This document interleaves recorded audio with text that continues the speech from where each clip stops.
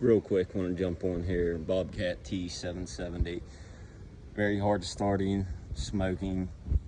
If you have one of these and you're running into that same issue, now keep in mind I've done pulled the DPF off of it. Normally sets right here.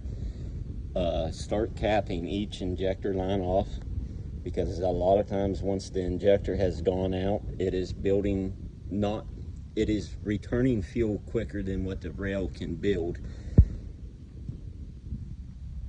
So by capping each injector at the rail, you're allowing that fuel to be built in the rail to achieve pressure to start.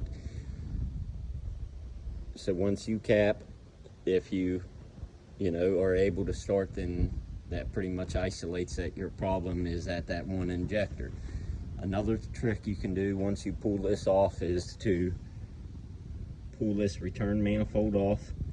Now you can put individual clear tubes on each one of the return into a container and measure, but a lot of times what I do is I just pop this off and I'll lay an oil soak mat down here, and by cranking this and running this, you can visually see what they are returning. Now obviously you see what number one was, which I had already kind of ruled that this was the problem, because by capping this it would run, but you can see the others aren't forward behind it, so this unit will get a set of injectors. Have a good day, like and subscribe.